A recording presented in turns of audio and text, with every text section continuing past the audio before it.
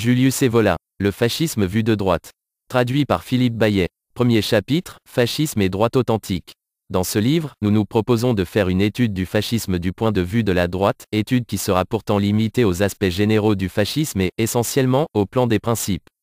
En fonction de cet objectif, il est tout d'abord nécessaire de préciser ce que nous entendons par droite, même si ce n'est pas une tâche facile, puisqu'on ne peut pas fournir au lecteur courant des points de référence ayant une relation directe avec la réalité actuelle, et encore moins avec l'histoire italienne la plus récente, c'est-à-dire avec l'histoire de l'Italie depuis que celle-ci s'est unifiée en tant que nation. Au sujet du premier point, il faut dire qu'aujourd'hui il n'y a pas en Italie une droite digne de ce nom, une droite comme force politique unitaire organisée et possédant une doctrine précise.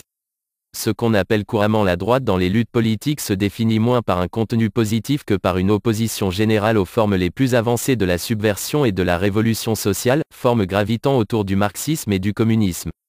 Cette droite-là comprend d'ailleurs des tendances différentes et même opposées. Un indice significatif de la confusion des idées et de la petitesse actuelle des horizons, c'est le fait qu'aujourd'hui en Italie les libéraux et de nombreux représentants de la démocratie peuvent être considérés comme des hommes de droite. Cela aurait horrifié les représentants d'une droite authentique et traditionnelle, car à l'époque de cette droite, libéralisme et démocratie furent notoirement et justement considérés comme des courants de la subversion révolutionnaire, plus ou moins comme aujourd'hui le radicalisme, le marxisme et le communisme, tels qu'ils se présentent aux yeux de ce qu'on appelle les partis d'ordre. Ce qu'on appelle la droite dans l'Italie actuelle comprend plusieurs sortes de monarchies et, surtout, les tendances d'orientation nationale qui entendent maintenir des liens idéaux avec le régime précédent, c'est-à-dire avec le fascisme. Mais la différenciation nécessaire, afin que ces tendances puissent apparaître comme les représentantes d'une droite authentique, a fait défaut jusqu'à maintenant. Ceci, d'ailleurs, ressortira des considérations que nous développerons, considérations destinées à établir une discrimination dans les contenus idéologiques du fascisme, une discrimination qui, pour le mouvement en question, aurait dû représenter un devoir théorique et pratique indispensable, mais qui, au contraire, a été négligé. Faut-il d'ailleurs relever l'absurdité consistant à identifier par tous les moyens la droite politique à la droite économique? La polémique des marxistes joue notoirement et frauduleusement sur cette identification. Pour ces derniers, la droite est la bourgeoisie capitaliste, conservatrice et réactionnaire, visant à défendre ses intérêts et ses privilèges, ferait tout un. Dans nos écrits à caractère politique, nous ne nous sommes jamais lassés de dénoncer cette confusion insidieuse et l'irresponsabilité de tous ceux qui, en la favorisant en une quelconque mesure, offrent des armes à l'adversaire. Entre la vraie droite et la droite économique, non seulement il n'y a pas identité, mais il y a même opposition précise. C'est là un des points qui seront mis en relief dans les présentes pages, quand nous ferons allusion aux relations entre politique et économie, telles que le fascisme chercha à les définir et telles qu'elles dérivent, par ailleurs, de toute véritable doctrine traditionnelle de l'État. Quant au passé italien lui-même, nous avons dit que malheureusement, même si l'on s'y réfère, il n'y a pas grand-chose à en tirer pour la définition du point de vue d'une vraie droite. En effet, comme chacun sait, l'Italie s'est unifiée en tant que nation principalement sous l'influence des idéologies provenant de la révolution du tiers-État et des immortels principes de 1789, idéologies qui n'ont pas joué un rôle purement instrumental et provisoire dans les mouvements du Risorgimento, mais qui se sont implantés et ont prospéré dans l'Italie unifiée du XIXe siècle et du début du XXe siècle. Ainsi, cette Italie a toujours été aussi éloignée que possible de la structure politique d'un nouvel État fort et bien articulé qui aurait fait partie, comme le dernier venu, du nombre des grandes monarchies européennes. Dans cette petite Italie de la démocratie parlementaire et d'une monarchie domestiquée où les mouvements subversifs, exploitant les conflits sociaux et les conséquences d'une administration incapable, ne manquèrent pas de provoquer des agitations souvent violentes et sanglantes, exista certes ce qu'on appelle la droite historique, mais elle tenait difficilement debout et manquait du courage nécessaire pour remonter jusqu'aux racines des maux qu'elle aurait dû combattre, même si, à l'époque de Di Rudini et de Crispi, elle sut parfois faire preuve à leur égard d'une certaine résolution. Par ailleurs, cette droite était au fond une expression de la bourgeoisie, à la différence de la droite d'autres nations, elle ne représentait pas une aristocratie en tant que classe politique porteuse d'une vieille tradition. La petite veine piémontaise, avec ce qu'elle pouvait offrir dans ce sens, s'était presque entièrement dissoute lorsqu'on passa du royaume du Piémont à la nation italienne.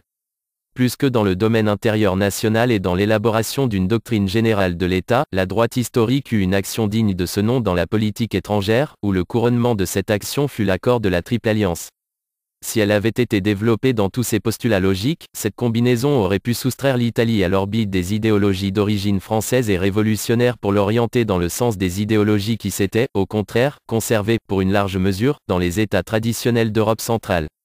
Mais un tel développement, qui eût dû être suivi d'une révision des idées politiques fondamentales, a totalement fait défaut. Ainsi, la droite historique, qui s'enlisa dans un libéralisme modéré, ne nous a laissé aucun héritage idéologique précis. Avec la fin de la Triple Alliance et l'intervention de l'Italie aux côtés de l'Entente, laquelle défendait, en dehors de ses intérêts matériels, la cause de la démocratie, malgré la présence de la Russie autocratique, une Russie qui devait payer si tragiquement sa coupable politique, l'Italie retourna idéalement à la direction qu'elle avait choisie durant la période du Risorgimento, en relation étroite avec les idéologies et les mouvements révolutionnaires internationaux de 1848 à 1849.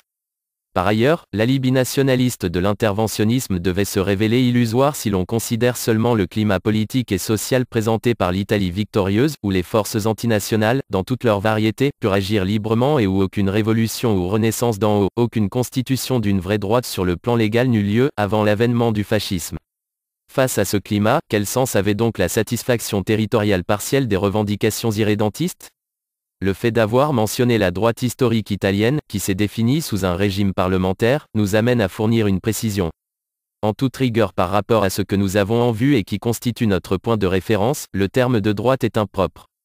Ce terme, en effet, suppose une dualité. La droite, pratiquement, se définit dans le cadre du régime des mots parlementaires des partis, par opposition à une gauche, donc dans un cadre différent du cadre traditionnel des régimes précédents.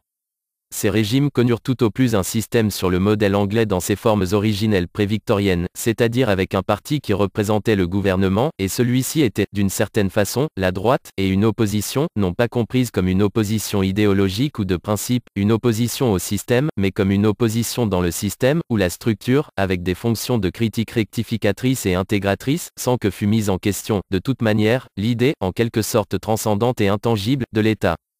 Une telle opposition fonctionnelle, bien délimitée dans un contexte organique et toujours loyaliste, n'a rien à voir avec l'opposition que peut exercer tel ou tel des multiples partis, chacun pour son propre compte et voué à la conquête du pouvoir et de l'État, si ce n'est à l'institution de l'anti-État, comme ce put être le cas, hier, du Parti républicain et comme c'est le cas, aujourd'hui, du Parti communiste. Il faut donc concevoir la droite, prise dans son meilleur sens politique et non économique, comme quelque chose de lié à une phase déjà involutive, à la phase marquée par l'avènement du parlementarisme démocratique avec le régime des nombreux partis. Dans cette phase, la droite se présente fatalement comme l'antithèse des différentes gauches, pratiquement en compétition avec elles sur le même plan.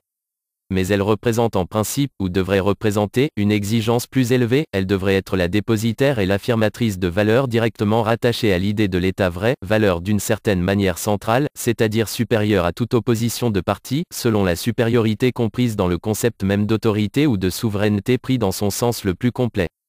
Ces aperçus mènent déjà à la définition de notre point de référence pour lequel il serait licite de parler, en règle générale, de la grande tradition politique européenne, non en pensant à un régime particulier comme modèle, mais bien à certaines idées fondamentales qui, en mode varié mais constant, ont été à la base de différents États et qui, en profondeur, ne furent jamais mises en discussion. À cause d'une amnésie trop singulière pour apparaître naturelle et pour ne pas être, au contraire, expliquée, dans le meilleur cas, c'est-à-dire abstraction faite des falsifications et des suggestions d'une certaine historiographie, comme l'effet pathologique de faits traumatiques profonds, nos contemporains semblent n'avoir plus aucune idée vivante et juste du monde auquel est appliquée habituellement l'étiquette fanée d'ancien régime. À cet égard, il est évident qu'on a en vue, non des principes directeurs, mais certaines incarnations de ces principes, toujours sujettes à usure, dénaturation ou épuisement, et qui admettent dans tous les cas des conditions déterminées, plus ou moins uniques. Mais la contingence, la plus ou moins grande longévité de ces formes, qui se situent naturellement à un moment donné dans le passé, n'a pas et ne doit pas avoir d'incidence sur la validité des principes, telle est la pierre angulaire de tout regard qui veut saisir l'essentiel et ne pas succomber à l'abêtissement historiciste.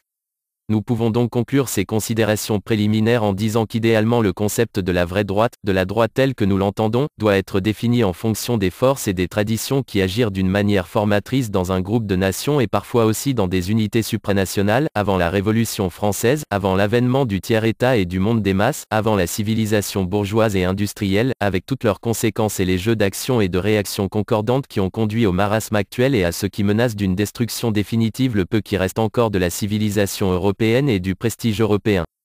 Qu'on ne nous demande pas d'être plus précis, car cela reviendrait à exiger l'exposition systématique d'une doctrine générale de l'État. À ce sujet, le lecteur pourra en partie se référer à notre livre Les hommes au milieu des ruines.